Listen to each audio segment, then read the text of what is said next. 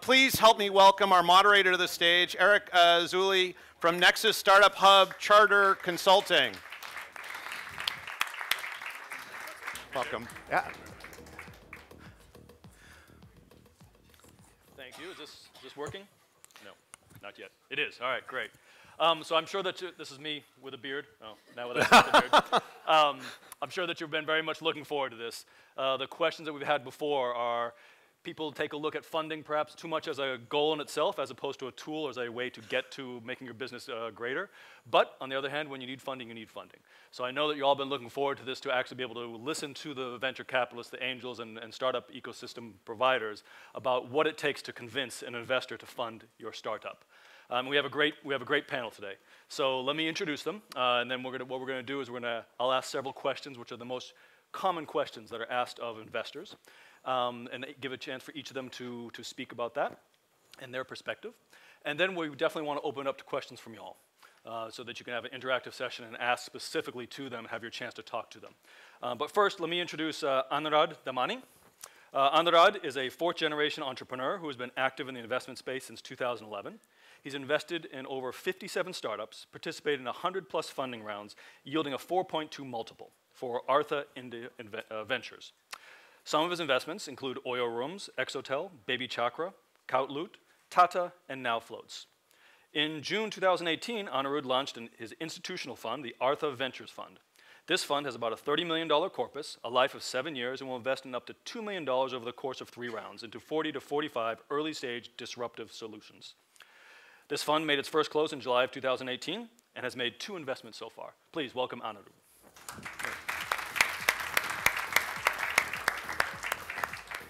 Great. Thanks, Anurad. Glad to have you. Yes, please. Second, we have Roberta Rodokian, who is the head of Startup Lithuania. She works with the startup ecosystem for over 1.5 years and has now more than 10 years' experience in strategic management, marketing, and business-to-business models, working in all different industries. Please welcome Roberta.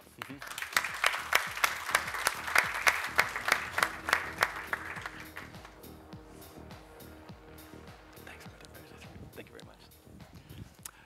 Finally, we have Lewa Abukhait. He's the Chief Investment Officer for DAAL.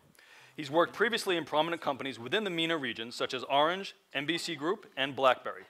Currently, he's the Chief Investment Officer of DAAL, a venture capital firm in Saudi Arabia, responsible for identifying promising startups and evaluating the investment opportunities within. He also provides mentorship and business development insights to portfolio companies to guide and nurture their growth on the international stage. Please welcome Lewa.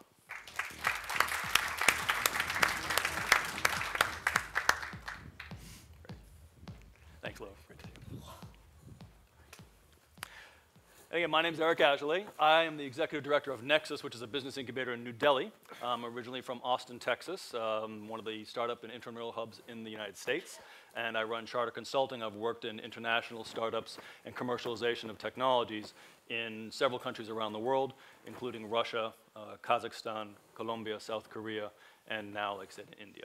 But let's get straight into this and talking about how to convince and how to talk to investors and what they look for when they're investing in startups. The first question, I guess, is just the most generic question. What is it specifically that you do look up in a startup when you say, when somebody's doing a pitching, what is the most important thing that you want to take a look at? Anurad, could you talk to that? I think the most important thing is that, before they ask for venture capital, have they actually got customer capital, right? Have they actually sold something? I think many times we see pitches where people come to us as soon as they've opened a business, as soon as they've probably signed the rent lease, and they want funding. And I think that doesn't really work out because they don't really know what are they raising money for, right? And there's too much experimentation going on that early to be raising money. So I think most companies that want to raise any kind of venture capital should probably spend some time getting customers, trying to develop some idea of what unit economics are going to look like, and then try to go after capital, right? Or try to raise outside capital.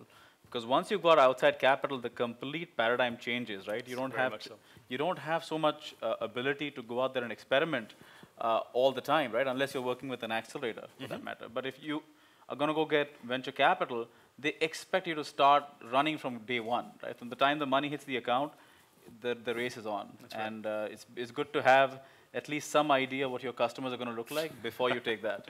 Very good. And I think from the very first, when you mentioned about this, the idea of entrepreneurship is idea, VC, profit, That's not how it works, right? And don't go to the VC with just saying, hey, here's my great idea, where's my $1 million check, right? So Roberta, did you want to comment on that, about what you specifically look for? As I'm not representing investor side, we are working mostly with the ecosystem, fostering, facilitating ecosystem. But we do have a lot of discussions and talks also with venture capital funds. So what we firstly ask the startup, do they really need an investment? Maybe they can bootstrap. And second, you have to know your stage. Maybe you are too early for a venture capital. Maybe you have to go to business angels first, accelerators, different programs. So firstly, decide if you need investments. Second, what kind of investments. And then, if we talk about venture capital, so at least in Lithuania, most of them, they say that they are looking into a team. That not the idea, but the team, the energy, their trust into their idea, how they present it, it's the most important thing. Great. No, perfect answer. I mean, we, again, see so many people that say, this is the goal of getting funding, without realizing the funding is part of a tool to get you somewhere else. So the very first question is, do you actually need that VC funding? And do you know the difference between VC funding and angel funding, or other kinds of funding that you might get, and what constraints come with that? So that's a very good question you've asked before you even step into the door. So Lua, how about yourself? What would you say? Well, I will not add that much, but I would echo Roberta for what said. In DAL, we have 3 check boxes before even engaging with any opportunity, even without seeing the pitch. Is there a co-founding team? We never invest in a solo. And for God's sake, nobody go solo, please. You have to have a team. You have to have a co-founding team. We cannot know the future. Maybe you will go sick, you will get married, you will be busy. So we need a co-founding team. We need an actual traction. VCs, venture capital firms, do not invest in ideas. There's no single VC firm invest in a premature idea concept. We need to have market traction. The third one, with some startups, I don't know why they keep skipping, scalability. We don't invest in local ideas. We need to know that you are scalable enough to penetrate other markets. So these 3 checkboxes, we check it before we see even the opportunity.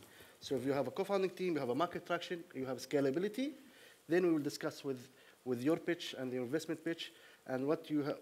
For sure, we need to know before you get the money, do you understand the business? Do you know all the challenges? Do you know where you will spend the money and what you will do with it? And we have our certain approach that we always look for certain, let's say, what we call it, this ingredients in you that we did not see in any other startups. We need to find something new in your business model that we did not see. We see over 500 opportunities a year. And believe me, we see a lot. So we need to find this new thing that will really sell your startup for our investment. Oh, that's perfectly fine. I think you're already starting to see some convergence of ideas here. Market traction, a good idea. It's never a bad idea to have as much customers and maybe getting some revenue as well. Investment in a team, I think we've all heard that an investor would rather invest in a team with a B idea rather than an A idea and a B team, because it's the execution, the team that will bring that actually to market. Well, let me follow up on this with a kind of reversing this, flipping that question on its head. And when you take a look, and again, you've all seen companies either looking for investment or just in general looking for support about, and they say, we're going to come to investors. And you've taken a look at their pitch deck, or even just their first elevator pitch, and you're like, oh my God, I can't believe they did that, the problem, right? So let me turn it on its head as opposed to saying, what do you look for? And say, what have you looked for as like the biggest mistakes or the most common mistakes that you see with investors, startups coming to you and looking for investment? And I'll start off by some things we see in Nexus with Incubator, is that we see way too much importance, way too much focus on the technology and the idea, what you were saying. And they think, I've got this fantastic idea. No one's ever thought of this idea before. Please write me my $1 million check, right? And we talk about Nexus that it's not about the idea. It's about the problem that you solve. And that problem, of course, has to be scalable. But don't tell me about the technology. The technology, again, is a tool to solve a problem for the customer. So we get this a lot with scientists, researchers, academics, who are rightfully proud of their technology. But they spend so much time talking about the idea and the technology, they don't talk about the market traction and the customer and the problem they're solving. So that's one of the biggest things that I see when investors, startups come to me and they're looking for investors or looking for that link, is that it's way too technical and way too idea and technology based. So, Robert, do you want to start off maybe and see any thoughts on that about some of the biggest problems or the failings that you see when companies come to you? Yeah, I've seen a lot of pitch battles, so it's not like one-on-one meeting with an investor. But first thing before even you go on stage is to decide who from your team is going to pitch. It's really, really important because not everyone is able to clearly present the idea and to talk in 3 minutes.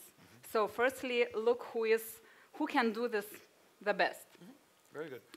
Second, similar as you mentioned, the jury, the investors, they are not really expert in those technologies, in the area. And if you are talking about life science or deep tech startup, you have to pitch very, very in a simple way for everyone to understand, because sometimes I just sit and listen and oh my God, I can't even evaluate what he's talking about. So, and maybe it's a good idea, maybe it's great technology, but what problem does it solve? So the problem, I think everyone and everywhere you can just Google how to pitch, what are essential parts, so don't skip it. Problem, team, all those things, market size, everything has to be mentioned in a short time. Yeah.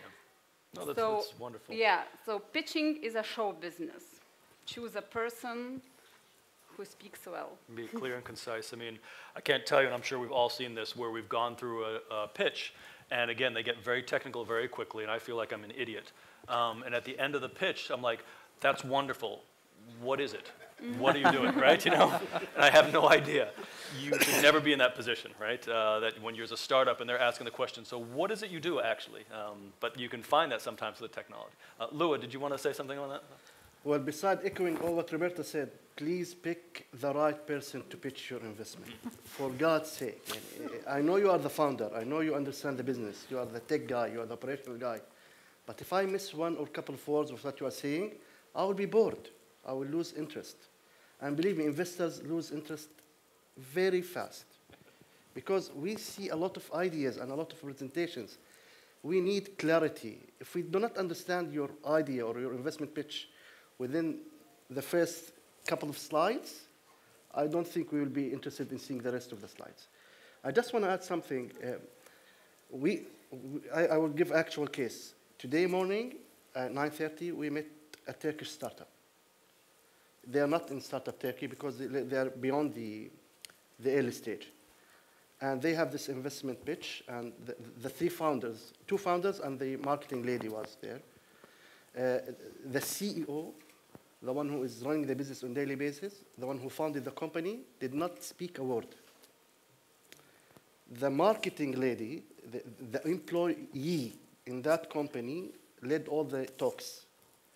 And we nearly signed today with them because she knows how to invest. It's not a show business in the terms of show business. It is how you sell it. And if you cannot sell it to the investor, how you sell your product to the customers? So please just understand the investment pitch, make it clear, make it concise, and answer all our questions, what you are expecting from us, where you want to get it, or how we will take your business further. No, that's very good. I mean, again, you can go on YouTube and watch pitch battles, right? 2-minute elevator pitch things. I mean, there are so many things as a startup you can't control. Pitching is not one of them. You absolutely control everything in that. And I can't believe it. I'm sure we have the same thing, is that I can't count how many times we have a 5-minute pitch, a 10-minute pitch, and they haven't practiced. And 5 minutes is up, and they got nervous, and they're halfway through their pitch. And we say, I'm sorry, that's the end. Practice, right? There is no excuse for not practicing and knowing they can nail that pitch correctly, just with a timeline. So these kind of things that you can control and being able to project and talk in a concise, clear, convincing manner, that depends on you, right? There are other things that you can't do, but this you absolutely can, so that's a great thing. Anirudh, how about yourself? So I'll mention a couple of points. I think just to add to this point, you also need to understand that what you're essentially doing when you're pitching is you're selling shares of your company. It's a sales process. So it's really important that you also know what to cut out.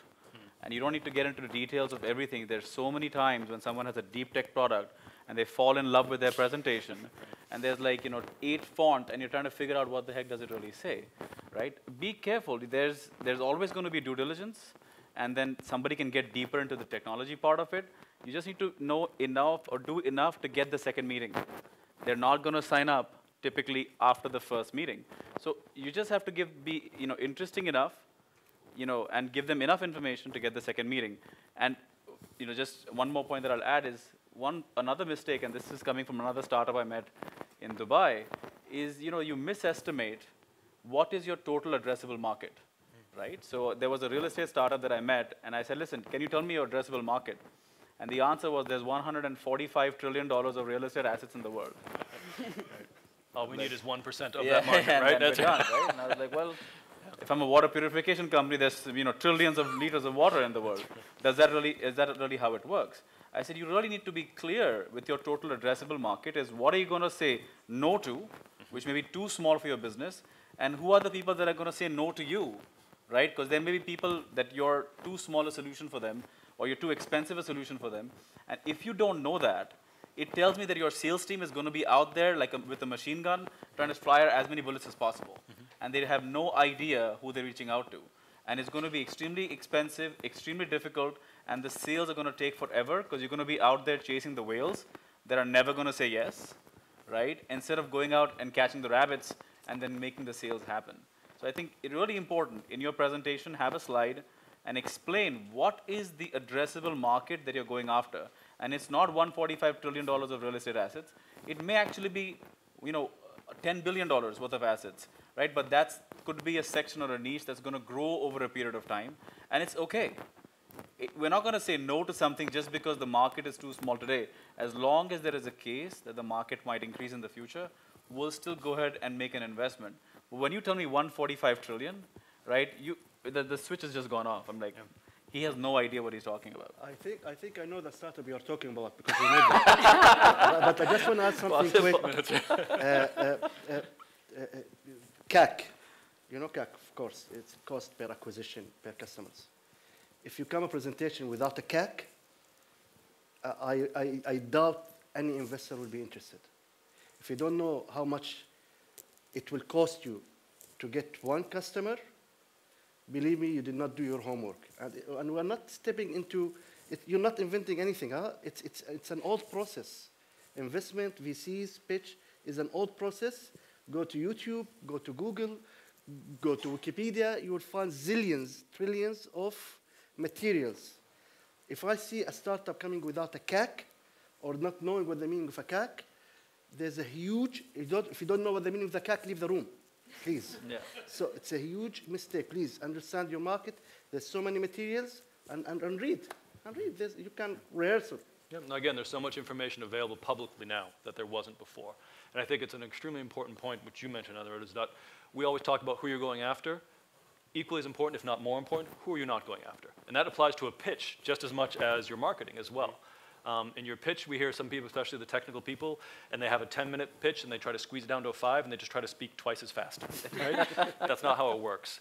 We try to tell them, I'm sure, if there are people that are going to ask, you can save it for the Q&A, right? Your whole point is nobody's going to sign the check after the 5 minutes. It's to get that second meeting, right, and the third, and there'll be plenty of time for that. So keep it simple, keep it focused. I'm going to ask one more question, then we'll open it up to y'all.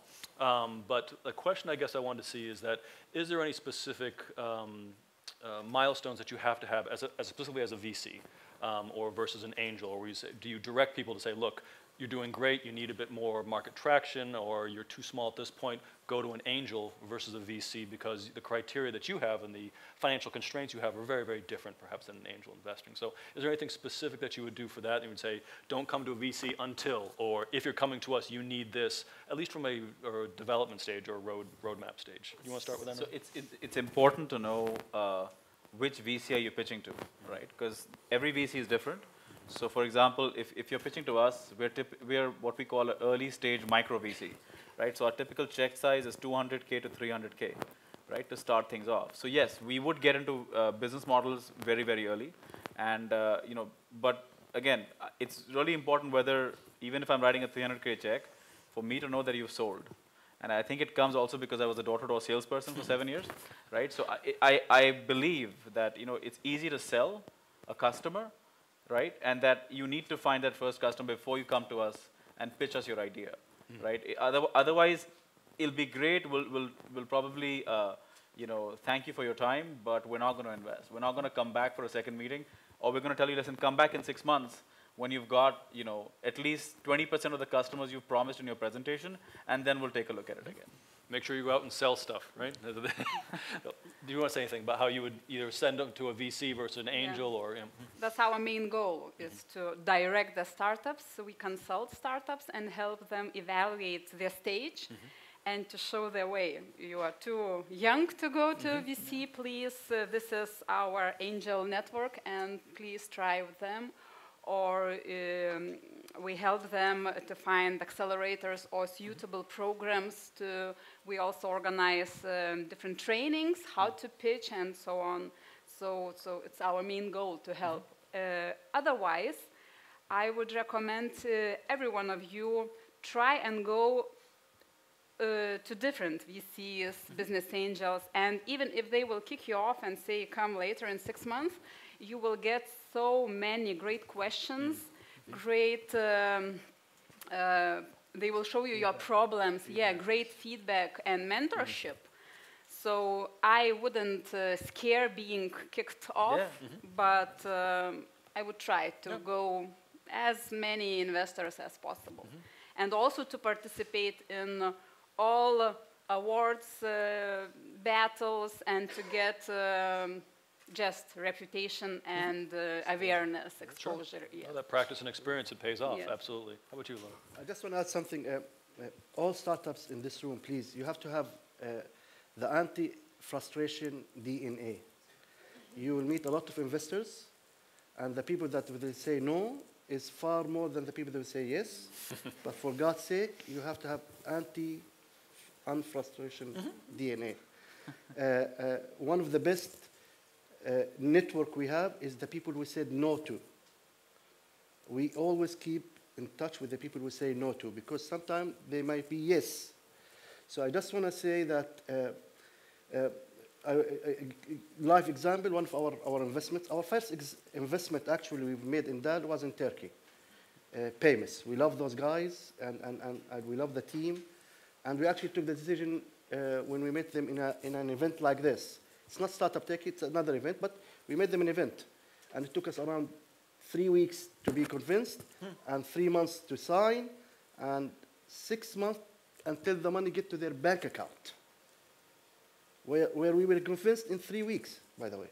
So please, we always get engaged with them, and we think of exit strategy.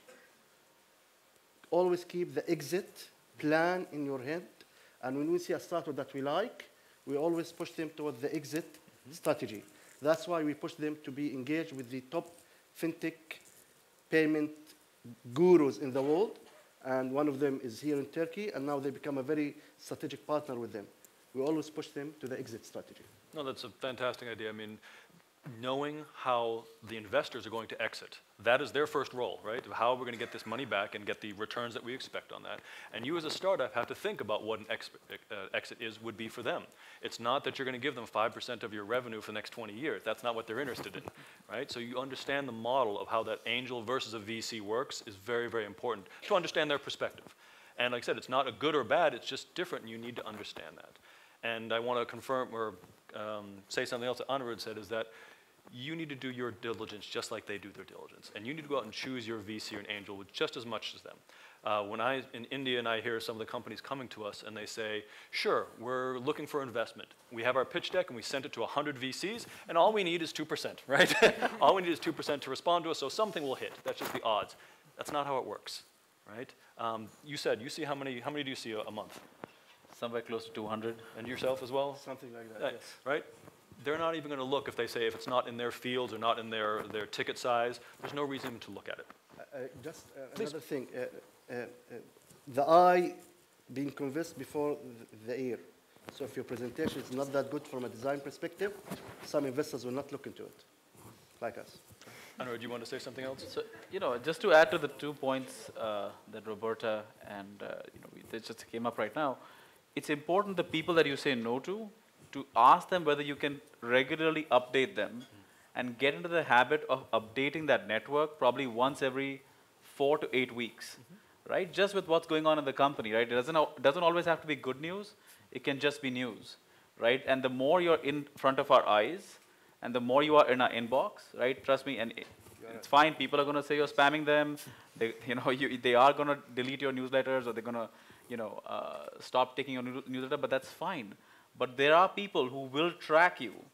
And then, when you guys are ready, they will approach you from their part as well. Because just like everybody else, we're in a very competitive world, and we're also looking for that first business idea that before another VC gets it, right? So even if you get a no, get into the habit. Like just as you will be required after you have a VC on board, every 4 to 8 weeks, send out an update email. Talk about who joined the company, talk about the closes that just went on, or talk about any challenges you're having, what kind of people you're looking for, and just get that network involved, right? You'll be surprised how many deals get closed 6 to 8 months, after 6 to 8 months, maybe 12 months, after somebody has said a no, and from that person who said a no. That's a good point. So I want to go ahead and leave time to make sure we have for Q&A. So if at this point anybody has some questions for the members of the panel individually or collectively, sir. You get to the microphone there. Manny from Yellow Coat from Montreal again. So my question is, getting investment can be a lot of pressure, a lot of milestones that you need to hit within a short period of time. My question is, when does it make sense for you to advise a startup to take less money, actually?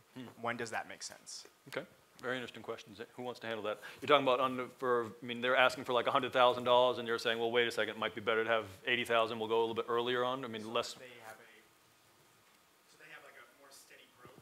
Okay. As opposed to unrealistic expectations, right? So, Unrealistic milestones. Yes, it's nothing about asking for less or more. Ask what you need. We will be convinced what you need money. Before coming to Turkey, I was in Azerbaijan for 1 day. In Azerbaijan, I met this amazing startup. We took 7 minutes. I was having shisha, and he said, I'll come. And we took 7 minutes. He pitched me his opportunity. It is a great opportunity. All what he is asking, what he needs. And I was convinced that this is what he needs. He needs this amount of money. So always go with what you need. It's not about we will put them down. Believe me, we will know if you're asking too much. And this is maybe the major deal breaker if we feel that you are asking too much. We never say no, someone need to get lower. We just say no if you're asking too much. typically, people also try to ask for a little bit more money to get a higher valuation, right? That's a tactic. We can see right through it, right? So don't do that. But I typically recommend raising enough money for about 18 months, right? Because you got to start raising the next round from about 6 months before you need it. But at the same time, just be careful, right? Don't try to raise too much and then get forced into a situation where you have to start spending money on things you don't want to. I recommend raising, or I even force sometimes a startup to raise a little bit less than what they need, so they innovate a little bit more, right? Because there's more technology available than labor, and let's focus on that. Yeah, wonderful. Great. Any other questions, sir? Hi, my name is Ayham. I'm from Jordan. So my question is, how do you decide if a financial projection is good or not? We can't. So whether they're totally phony or not. Typically, Because- whatever sorry. sales you promise, I come with the intention that you're going to be off by 80%, right? And it's up or down, right? I'm not saying it's always down, but these are all estimations, right? Especially at the early stage. I'm not talking about like series A, B, C. Things are in place, and it's much easier to estimate stuff. But at the early stage, we're just trying to understand, okay, what's the experimentation that's going to go on, right? Where are we going to head in 6 months? If we don't get so many customers, do we need to change tack? Do we need to change plan? Or do we need to change what the company is doing? And trust me, I have been through at least 65 now early stage companies. None of them, 0 of them are doing exactly what they promised me in their first pitch deck. And sometimes we do show it to them like 5 years later. This is what you promised you were going to do, right? and they're not doing that, right? But some of them have gone on to do extremely well because they were nimble, they pivoted. And that's one of the rules of the game as a startup. You will have to pivot. Absolutely. Yeah, just want to add something quick. Numbers don't lie. People do. So that's why we invest in market traction history. What we really invest is the growth potentials you have. So I don't care much about where you're going, whether your current situation, is there any growth element in it, and are you going to deliver what you promising to deliver? Most probably you will not, but at least we have the growth elements in front of us so we can judge it. That's why we need at least 3 to 4 months until we can see your potentials and where you're going to. I think we're running out of time. Maybe we can do one more question. Maybe from over, anybody from over here? No? I can't see. No more questions. Oh, wait, okay, there we go, please.